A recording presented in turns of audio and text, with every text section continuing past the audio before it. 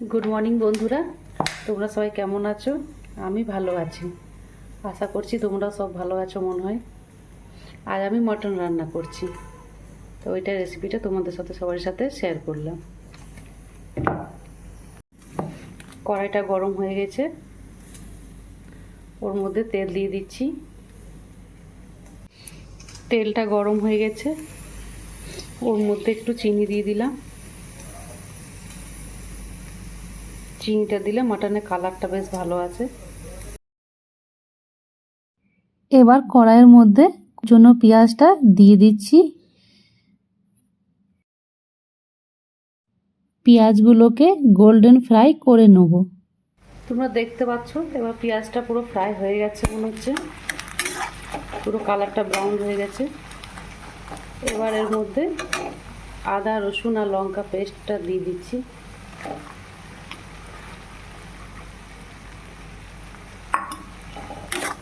Mix করে নিচ্ছি ভালো করে।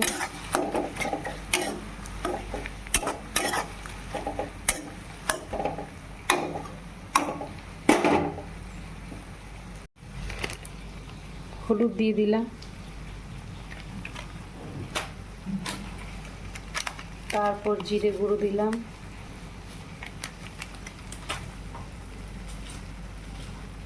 পরিমাণ মতন লবণ দিয়ে দিচ্ছি। পরে লাগলে আবার একটু দিয়ে দেবো নাহলে। এবার এটাকে ভালো করে মিক্স করে নিচ্ছি। আর গ্যাসের ফ্লেমটা একটু হাই করছি, এতক্ষণ লো করে করছিলাম রান্নাটা। দেখো তোমরা সবাই, এবার তেলটা ছাড়ছে মনে হচ্ছে। এবার এর মধ্যে আলুটা অ্যাড করলাম, ওটা দিয়ে দিচ্ছি। এবার এটাকে ভালো করে মিক্স করে দিচ্ছি।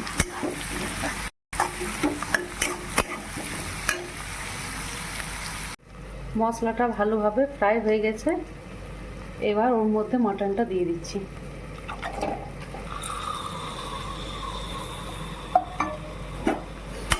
মিক্স করে নিচ্ছি।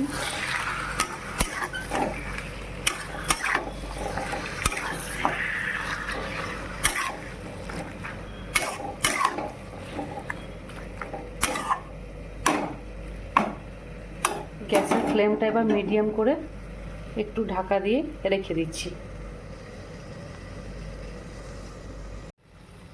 15 থেকে 20 মিনিট পর ঢাকাটা খুলে দেখলাম যে বেশ ভালোভাবে কষা হয়ে গেছে মাংসটা, তেল ছাড়ছে ওর মধ্যে। তারপর ওর মধ্যে শাহি গরম মশলা অ্যাড করলাম।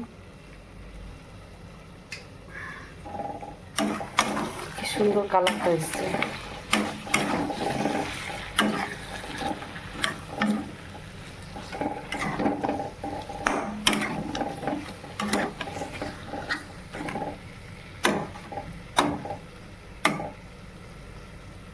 মাটনটাকে প্রেসার কুকারে ভরে নিলাম।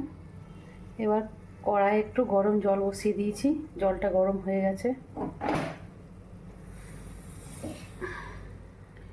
গরম জলটা প্রেসার কুকারের মধ্যে দিয়ে দিচ্ছি।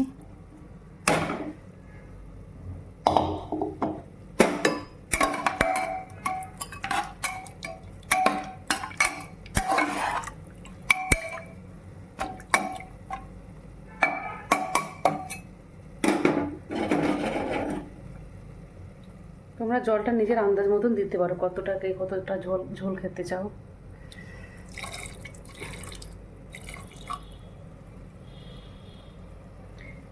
এবার প্রেসার কুকারে ঢাকাটা লাগিয়ে দিচ্ছি। 3-4টা সিটি দেওয়ার পর গ্যাসটা বন্ধ করে দেবো। তারপর দেখবো ঢাকাটা খুলে কি মটরটা সেদ্ধ হয়েছে কি না, তারপরেরটা দেখাচ্ছি পরে।